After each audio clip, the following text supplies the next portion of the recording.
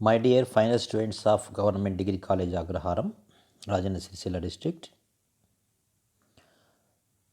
This is Dr. Banda Upendra Reddy going to deliver the 7th hour teaching of the topic chemical kinetics. Follow properly with attention and note down the points while observing the video or watching the video. And if you have any doubts, if you are going to get any doubts, clarify them in person or with WhatsApp or with through the email. Thank you. I am going to enter the class now. Today I am going to discuss some problems on the chemical kinetics, on the order of the chemical reactions, etc. And so విద్యార్థులారా, మనం గత సెక్షన్లలో గత క్లాసులలో మనం చెప్పుకున్నవి అనేక అంశాలు చెప్పుకున్నాము. చివరిలో మనం సమస్యలు సాధించుకుంటూ ఉన్నాము. ఆ కోవలో 8 ప్రాబ్లం చేసాం మనం లాస్ట్ క్లాస్లో. 9వ ప్రాబ్లం చేయబోతున్నాము. దాన్ని ఒకసారి మీరు జాగ్రత్తగా అబ్జర్వ్ చేయండి. 9వ ప్రశ్న, ఇది ప్రథమ క్రమాంక చర్య మీద. ఒక ప్రథమ క్రమాంక రసాయన చర్యలో 99.9% పూర్తవుటకు పట్టుకాలము 90%.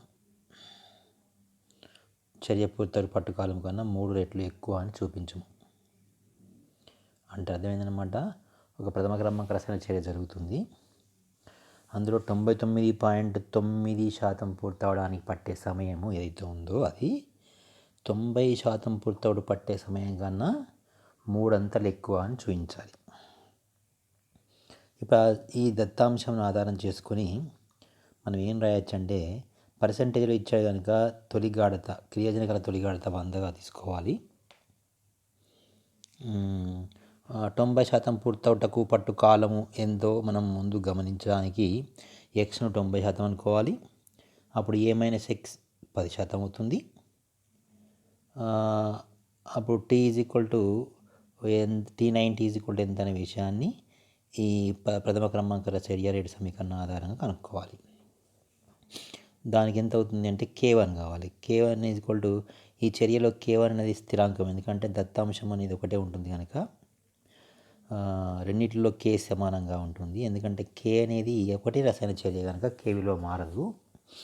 కనుక K మనకు కాన్స్టాంట్గా ఉంటుందన్న విషయం తెలుసు. తర్వాత రెండవ ఈక్వేషన్ ఏంటంటే T99%కి ఎంత అని. T99% అన్నప్పుడు మనం ఏం చేస్తాం, A అనేది 100 అయితే A - X 0.1 అవుతుంది, X 99.99 అవుతుంది. అప్పుడు T వద్ద సమయమును మనం T99.9% సమయం అంటాం. ఇప్పుడు ఈ సమీకరణంలో ఇది ఈక్వేషన్ 1 అనుకుంటే, ఇది ఈక్వేషన్ 2 అనుకుంటే, వీటిని ఒకటిపైన ఒకటి భాగించగా మనకు కింద చూపించినట్టుగా చూడండి,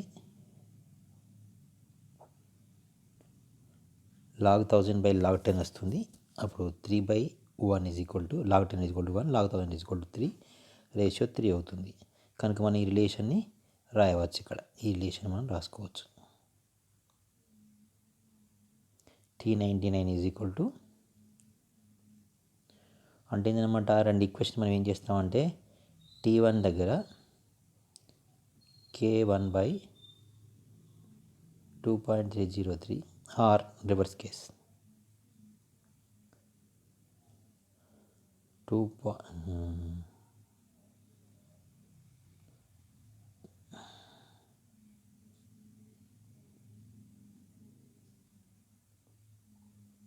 T1 2.303/K1 into log A/A-1 ఉంటుంది. T2 కూడా అంతే ఉంటుంది. ఇప్పుడు T2/T1 చేస్తే మనకి ఈ సమీకరణం వస్తుంది. ఈ సమీకరణం ఆధారంగా మనం ప్రాబ్లం సాల్వ్ చేయవచ్చు.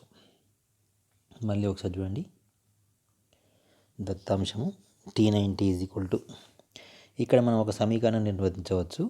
ఎటు చెప్పుకుందాం అనే సమీకరణం అని ఒకసారి చూడండి, బాగా జాగ్రత్తగా గమనించండి. T1 2.303 by K1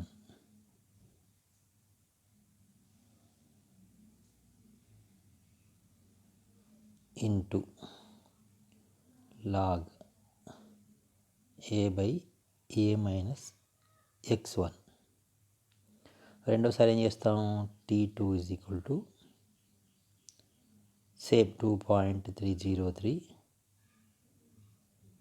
by K1 into log A by A minus x2. వీటిని డివైడ్ చేస్తే ఏమవుతుందంటే మనకి రెండు కొట్లు పోతాయి. అప్పుడు ఏమొస్తుంది మనకంటే T2 by T1 is equal to T2 by T1 T2 by T1 is equal to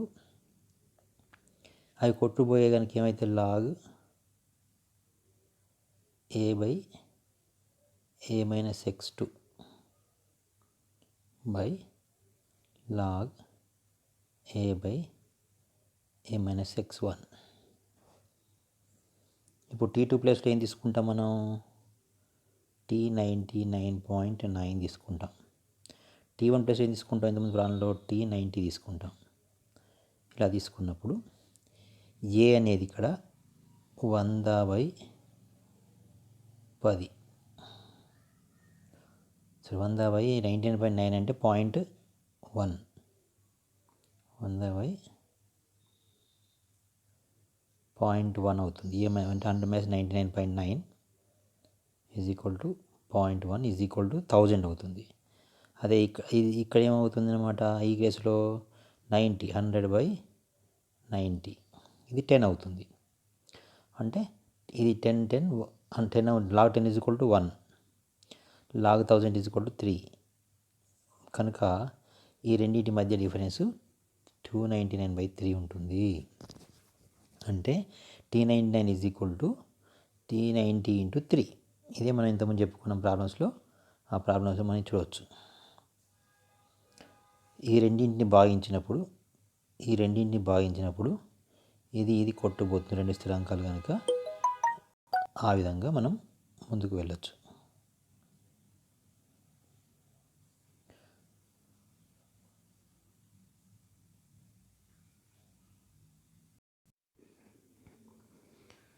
తర్వాత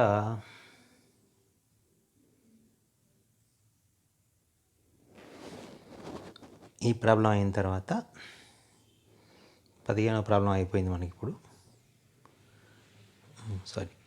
ఈ ప్రాబ్లం అయిపోయింది. చర్య క్రమాంకం నిర్ణయించే పద్ధతులు. చర్య క్రమాంకం ప్రయోగపూర్వకంగా నిర్ణయించవచ్చును.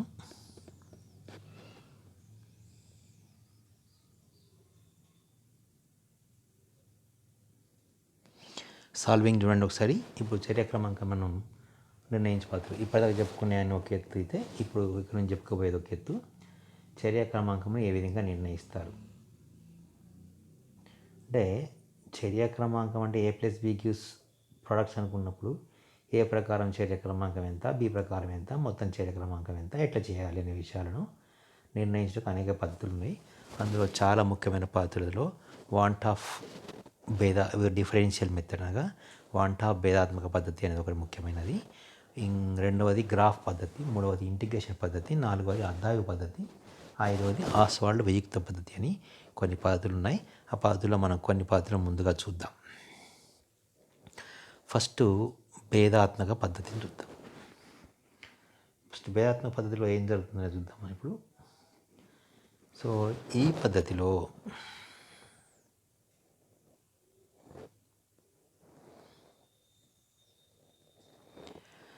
ఈ పద్ధతిని 1884లో వాంటాఫ్ అనే శాస్త్రవేత్త ప్రతిపాదించాడు. ఈ పద్ధతిలో ఒక రసాయన చర్యను స్థిర ఉష్ణోగ్రత వద్ద వివిధ ప్రారంభ క్రియాజనకాల గాఢతను తీసుకొని సరి అయిన ప్రయోగంతో గతిక అధ్యయనం చేసి కింది సమీకరణంలో ప్రవేశపెట్టాలి. ఎలా చేయాలని మనం ముందు చెప్పుకున్నాం చూడండి. ఏం చేసాం ఇక్కడ, వాంటాఫ్ అనే శాస్త్రవేత్త ఏం చేశాడు, ఉష్ణోగ్రత స్థిరంగా ఉంచాడు. ఇంకో క్రియాజనకాలను ఫస్ట్ సి అనే గాఢత వద్ద C1 అనే గాఢత వద్ద తీసుకున్నాడు. దాని కింద రాసింది చూడండి. ఈ చర్య రేటు చెప్పేటప్పుడు ఇక్కడ ఏం చెప్తున్నామంటే ఈ సమీకరణం ప్రవేశపెట్టాలి. ఈ సమీకరణం ఏంటిది అంటే రేటు ఈజ్ ఈక్వల్ టు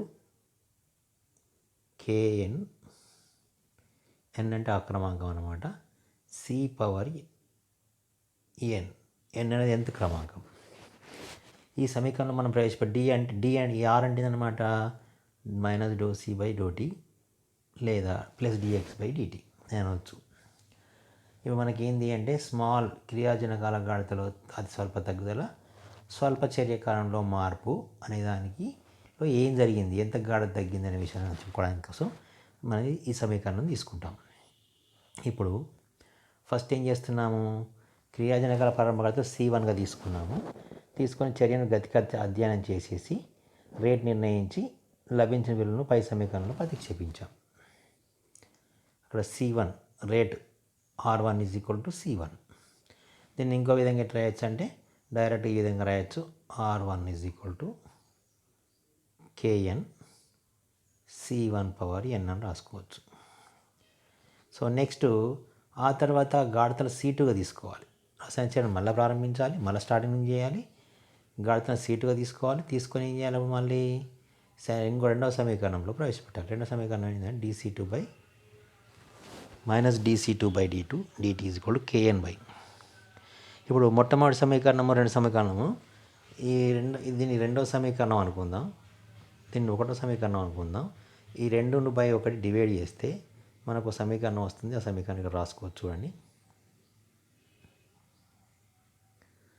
ఇప్పుడు KN కొట్టుపోతుంది, KN సేమ్ రెడ్ స్థిరాంకం మారదని కొట్టుపోతుంది. అప్పుడు dC2/రేటు R2/R1 is equal to C2/C1/n అవుతుంది. ఇప్పుడు ఇక్కడ నుంచి n కనుక్కోవాలి. n కనుక్కోవాలంటే ఏం చేయాలి, 20/6 తీసుకుంటే మనకు n log C2/C1 is equal to R2/R1 వస్తుంది. దాన్ని నెక్స్ట్ స్లైడ్లో చూద్దాం.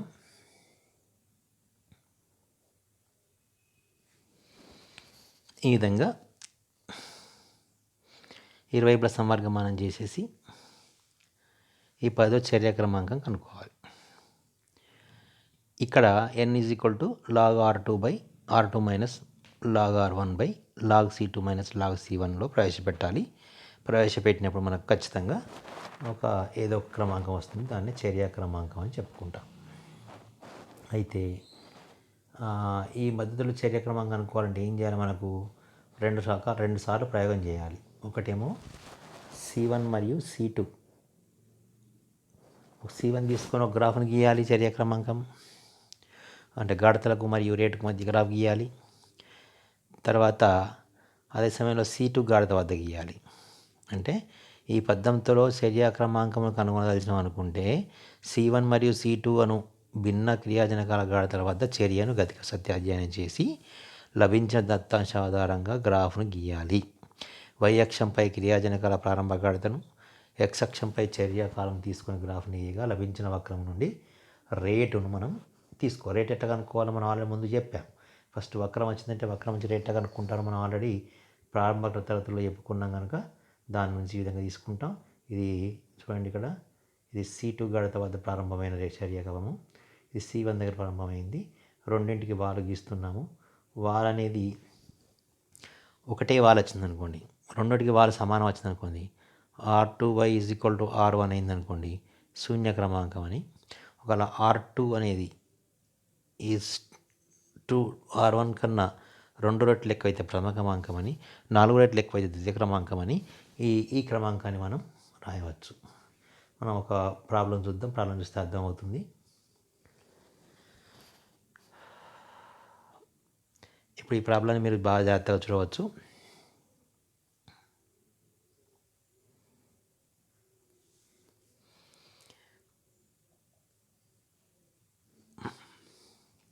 A+Bకి ఉత్పన్నాలు, ఇది ఒక రసాయన చర్య. ఇందులో క్రియాజనకాలు A మరియు Bలు చర్యలో పాల్గొని ఉత్పన్నాలు ఏర్పరిచాయి అనుకున్నప్పుడు వీటి యొక్క స్థిర ఉష్ణోగ్రత వద్ద వాటి యొక్క గాఢతలు ఎలా ఉన్నాయో పరిశీలిద్దాం. స్థిర ఉష్ణోగ్రత వద్ద నిర్ణీత కాల వ్యవధుల్లో పై చర్యను గతిశాస్త్ర అధ్యయనం చేయగా కింది దత్తాంశాలు లభించినాయి. ఏ గాఢత, బి గాఢత, రేటు. ఏ గాఢత 0.1, బి గాఢత 0.1 అన్నప్పుడు 0.0004 అనేది రేటు. రేటు యొక్క ప్రమాణాలు మీకు తెలుసు, moles per litre per minute ఉంటుంది. తర్వాత బి గాఢతలో ఎలాంటి మార్పు చెందించకుండా, బిలో ఎలాంటి మార్పు చెందించకుండా ఏను రెట్టింపు చేశాం. ఏను రెట్టింపు చేసినప్పుడు ఇక్కడ రసాయన చర్య కూడా రెట్టింపు అయింది. ఇది అన్న మనకు తెలుసు, ఇది గాఢత రెట్టింపు అయినప్పుడు రెట్టింపు అయింది, దీని యొక్క ప్రభావం లేదు, ఎందుకంటే ఇది గాఢత మారలేదు కనుక. ఆటోమేటిక్గా ఏమైందనమాట, 0.1 పవర్ 0.2/0.1 = గాఢత ప్రవాహం అనేది రేట్ =0.02 అయింది. అది కూడా డబుల్ అయింది. ఇది రెండు, అది రెండింతలు. డబల్ అయింది. డబల్ అయితే ఏంటన్నమాట, ప్రథమ క్రమాంకం అని చెప్పుకున్న వాళ్ళు ఇంతకుముందే మనం. కనుక ఆ తర్వాత రెండోసారి ఏం జరిగింది, రెండోసారి జరిగినప్పుడు ఇది కామన్గా ఉంది, ఇది డబల్ అయింది. డబల్ అయినప్పుడు ఇది మళ్ళీ డబల్ అయింది. అంటే మొత్తం మీద ఏను డబల్ చేసిన చర్యావేగం రెట్టింపు అయింది, బి డబల్ చేసిన చర్యావేగం రెట్టింపు అయింది. దీని ప్రకారము ఒక గాఢతను డబల్ చేసినప్పుడు చర్యావేగం రెట్టింపు అవడం వల్ల దీన్ని ప్రథమ క్రమాంక చర్యగా చెప్పుకుంటాం. అంటే ఏ ప్రకారంగా ప్రథమ క్రమాంకము మరియు బి ప్రకారంగా ప్రథమ క్రమాంకము, మొత్తం చర్య ద్వితీయ క్రమాంకం అని చెప్పవచ్చు. దాన్ని ఎలా సాధించడం చూడండి ఒకసారి. దీని మీద మీకు చూస్తే అర్థమవుతుంది.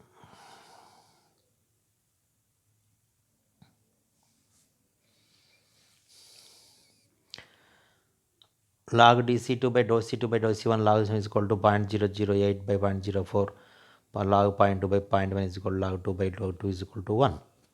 ఇది అంటే గాఢతలో మార్పు అనేది ఏమీ లేదు. ఎక్కడ ఏ గాఢతలో మార్పు ఏమీ లేదు, బి గాఢతలో మార్పు ఏమీ లేదు కనుక ఏ యొక్క గాఢత మార్పు వలన చర్య వేగం మారింది కనుక ఏ యొక్క చర్యకు, ఈ చర్యలో ఏకును రేటుకు సంబంధం ఉంది కనుక దాని నుంచి మనం ఎన్ విలువను లెక్కించవచ్చు.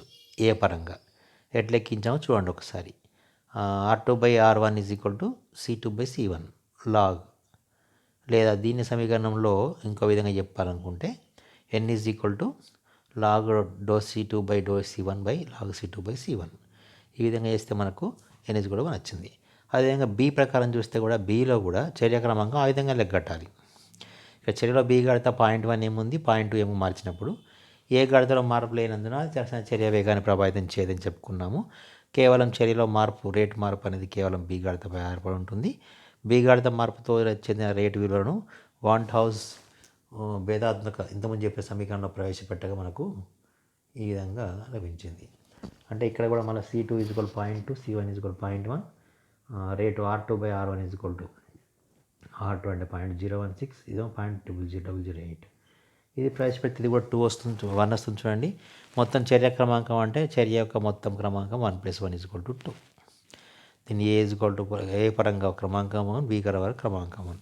దీన్ని ఏమంటారంటే భేదాత్మక పద్ధతి అంటారు, అంటే differential rate of differential equation అంటారు.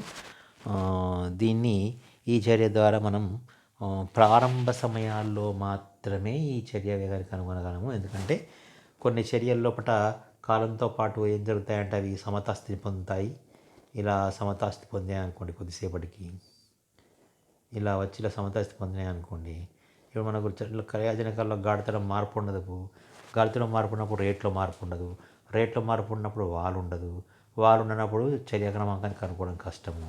కనుక ఇలాంటి భేదాత్మక పద్ధతిని ఉపయోగించేటప్పుడు మనము ఖచ్చితంగా చర్య ప్రారంభంలోనే కనుక్కున్నట్టయితే మనకు రెండవ గాఢతతో ఇట్లా వచ్చిందనుకోండి, చర్య ప్రారంభంలోనే కనుక్కున్నాం కనుక దీని వాళ్ళు కనుక్కుంటే వాలు R2/R1 = 1, 2, 3, 4 అనే విషయాన్ని బట్టి రేటు యొక్క క్రమాంకం కనుక్కోవచ్చు.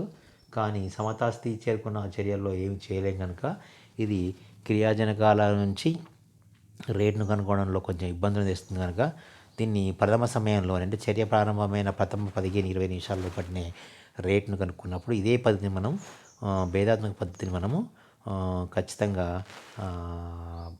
ఇనీషియల్ రేట్ మెథడ్, అంటే ప్రారంభ రేటు నిర్ణయించే పద్ధతి ద్వారా క్రమాంకం నిర్ణయించడానికి కూడా చెప్పుకుంటాము. ఇది ఒక పద్ధతి. తర్వాత రెండవ పద్ధతి సమాకలన పద్ధతి. ఈ సమకలన పద్ధతిలో మనం చేయాల్సింది ఏంటంటే క్రమాంకము కనుగొనదలిచిన రసాయన చర్యను ఏ క్రమాంకం అయితే మనం కనుగొనదలుచుకున్నామో ఆ రసాయన చర్యను స్థిర ఉష్ణోగ్రత వద్ద నియంత్రించాలి. ఆడ మీకు తెలుసు, ఉష్ణోగ్రత స్థిరంగా ఉంచేస్తేనే గాఢత ప్రభావం కనుక్కోవచ్చు. గాఢత స్థిరంగా ఉంచి ఉష్ణోగ్రత మారిస్తే ఉష్ణోగ్రత ప్రభావం కనుక్కోవచ్చు.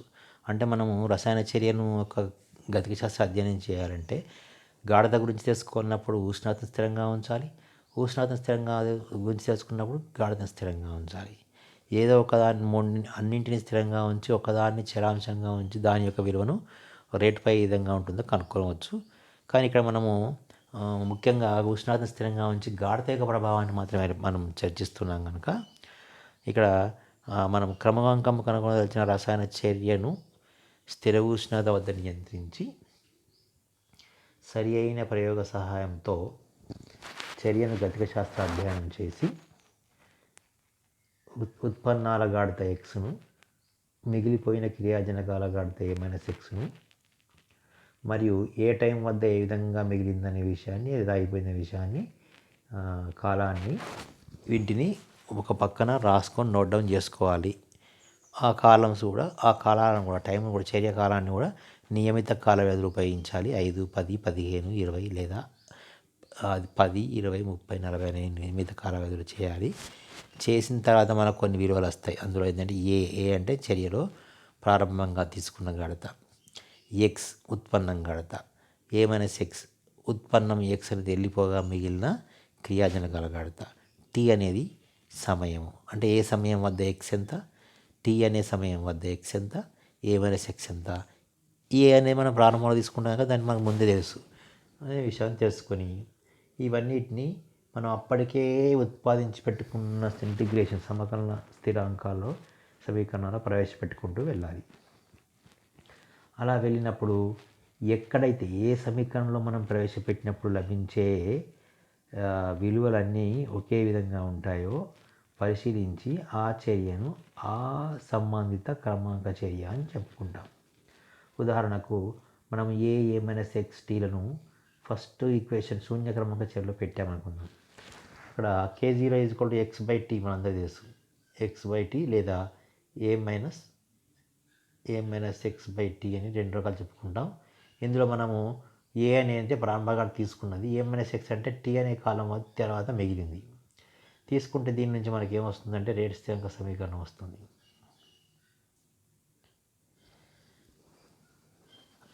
అలా వచ్చేటట్టయితే ఇలా కరెక్ట్గా ఈ ఒక విలువకు అంటే ఒక్కొక్క విలువకు టీ అనేది 5 నిమిషాల దగ్గర ఒకటి k1 వస్తుంది, k వస్తుంది, 0 వస్తుంది. 10 నిమిషాల దగ్గర ఒకటి వస్తుంది, 15 నిమిషాల దగ్గర ఒకటి వస్తుంది, 20 నిమిషాల దగ్గర ఒకటి వస్తుంది.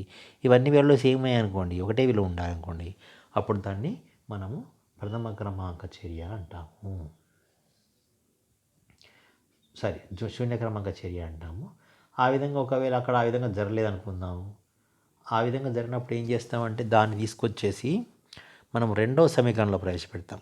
అంటే ఆడ కే విలువలన్నీ సమానంగా రాలేదు, ఒకసారి ఎక్కువ వచ్చింది, ఒకసారి తక్కువ వచ్చింది, వీళ్ళు భిన్నమైన విలువలు వచ్చాయనుకోండి, అది శూన్య క్రమాంక చర్య కాదు అనుకొని మనం ఏం చేస్తామంటే ప్రథమ క్రమాంక చర్య రేటు స్థిరాంకం అప్పటికే తీసుకున్న దాంట్లో ప్రవేశపెడతాం.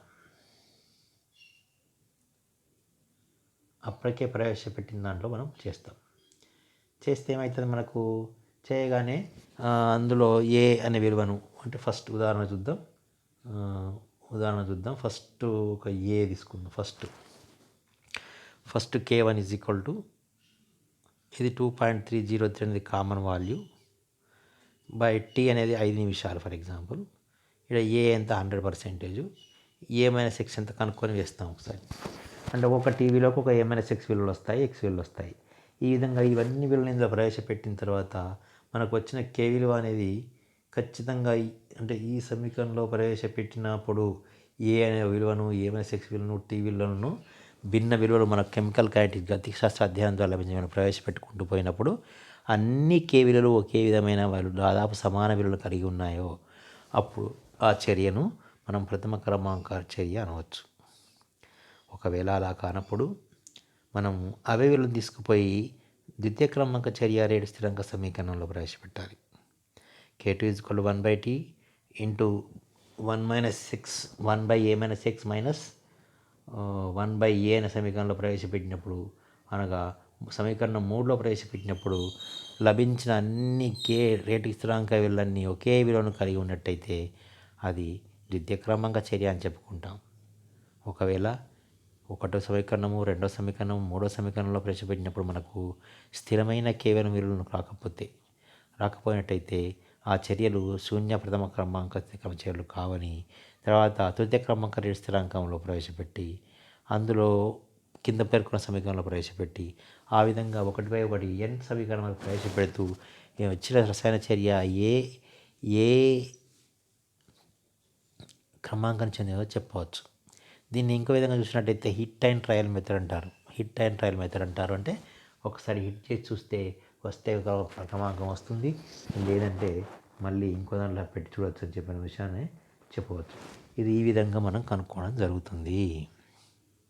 అయితే ఇక్కడ మనము చెప్పాల్సిన విషయం ఏంటో మళ్ళీ ఒకసారి ముందు నుంచి చెప్పుకొద్దాం.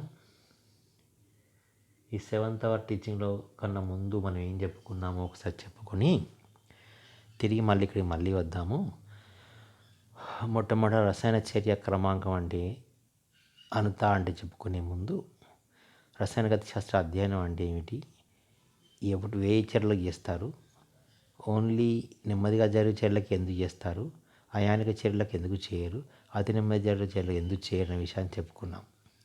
ఆ తర్వాత చర్య వేగము, చర్య రేటు అంటే ఏంటో చెప్పుకున్నాం. చర్య రేటుకు మరియు చర్య రేటు ప్రభావించే కారకాలకు మధ్య సంబంధాలు, కారకాలను గురించి తెలుసుకున్నాం. రేటు స్థిరాంకం గురించి తెలుసుకున్నాం. చర్య రేటును ప్రభావించే కారకాలు ముఖ్యంగా గాఢత, ఉష్ణోగ్రత, పీడనము మున్నగు అంశాలను గురించి తెలుసుకున్నాము. తర్వాత అంత క్రమాంకం గురించి చెప్పుకున్నాము. ఆ తర్వాత శూన్య క్రమాంక, ప్రథమ క్రమాంక, ద్వితీయ క్రమాంక రసాయన చర్యల గతిక శాస్త్ర అధ్యయనాన్ని అంటే స్వాభావిక లక్షణాల గురించి చెప్పుకున్నాం. అందులో శూన్య క్రమాంక చర్య మరియు ప్రతి క్రమాంక చర్య యొక్క నిర్వచనాలు, వాటి యొక్క స్థిరాంక విలువలను లెక్కించుటకు డెరివేషన్లు, అర్ధాయువులు, ప్రమాణాలు మరియు ముఖ్యంగా గ్రాఫ్లు అన్నీ గీసుకున్నాము. అవి గీసుకున్న తర్వాత ప్రతి ఒక్క దాని మీద ఉదాహరణలు చెప్పుకున్నాం. ఆ ఉదాహరణ యొక్క గతిక శాస్త్ర అధ్యయనం ఎలా చేస్తారో చెప్పుకున్నాం. తర్వాత 1/1 ప్రతి ఒక్క క్రమాంక చర్య మీద మనం ప్రాబ్లమ్స్ ఎలా చేస్తారో చెప్పుకున్నాం. తర్వాత ప్రయోగశాలలో రేటు క్రమాంకాన్ని ఏ విధంగా నిర్ణయిస్తారో చెప్పుకున్నాం. దాంట్లో అనేక పద్ధతులు ఉన్నాయని ముఖ్యంగా మనము 3 పద్ధతులను ఎంచుకున్నాము. అందులో ఈరోజు 2 పద్ధతులు చెప్పుకున్నాం. ఒకటి భేదాత్మక పద్ధతి, ఇంకొకటి ఏంటి మనకు సమకలన పద్ధతి. ఈ 2 పద్ధతులను చెప్పుకోవడం జరిగింది. భేదాత్మక పద్ధతిలో చెప్పుకున్నప్పుడు బాగా ముందు మనం ఏం చెప్పుకున్నామంటే ఇక్కడ చాలా ఇంపార్టెంట్ విషయం ఏం చెప్పుకున్నామంటే, ఒక రసాయన చర్యలో ఏదో ఒక రసాయన చర్యను మనం ముందు ప్రారంభించాలి. ఉష్ణోగ్రత వద్ద క్రియాజనకాలను కలిపినప్పుడు వెంటనే అందులోకి వెళ్ళి కొద్ది రసాయన చర్య మిశ్రమాన్ని తీసి ఏదైనా ఒక సరి అయిన ప్రయోగం ద్వారా గతిక శాస్త్ర అధ్యయనం చేసి, అంటే 0, 5, 10, 15, 20 అనే ఒక నియమిత కాల వ్యవధుల్లో చర్య మిశ్రమంలోని క్రియాజనక మిశ్రమాన్ని బయటకు తీసి అందులో క్రియాజన్యాల గాఢతను ఒక సరి అయిన ప్రయోగంతో కనుక్కున్న తర్వాత ఏ గాఢత వద్ద ఎంత రేటు వచ్చిందో మన స్లోప్ ద్వారా గీసుకొని రాసి పెట్టుకోవాలి. C1 అనే దగ్గర గాఢత వద్ద రేటు R1 ఎంత వచ్చిందో రాసి పెట్టుకోవాలి.